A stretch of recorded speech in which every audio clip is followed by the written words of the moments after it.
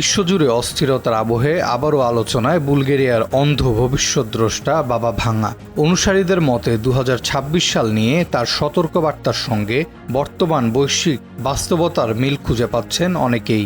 যুদ্ধ, অর্থনৈতিক অস্থিরতা আর প্রাকৃতিক দুর্যোগ সব মিলে আতঙ্ক ছড়াচ্ছে সামাজিক যোগাযোগ মাধ্যমে। ১৯১১ সালে বর্তমান উত্তর মেসিডোনিয়ায় জন্ম নেওয়া ভেনজেলিয়া পান্ডেভা গুস্তেরোভা, যিনি পরিচিত বাবা ভাঙা নামে, মাত্র ১২ বছর বয়সে এক ভয়াবহ টর্নেডোর কবলে পড়ে দৃষ্টিশক্তি হারান তিনি।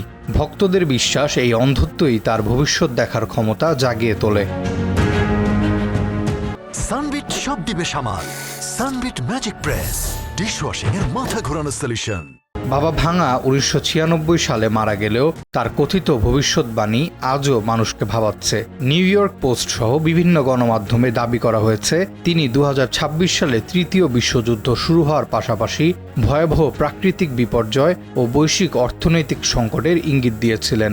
এমনকি ভিন গ্রহের প্রাণীর সঙ্গে মানুষের যোগাযোগের কথাও নাকি বলেছিলেন তিনি।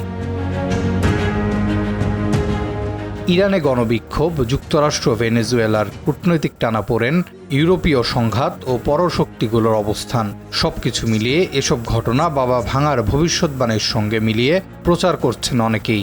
টিকটক, এক্স ও ইউটিউবে ছড়িয়ে পড়েছে তৃতীয় বিশ্বযুদ্ধের আশঙ্কা।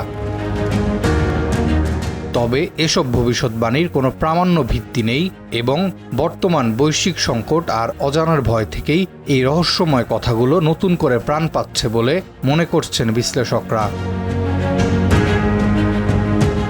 আরাফাত ইয়াসার, RTV।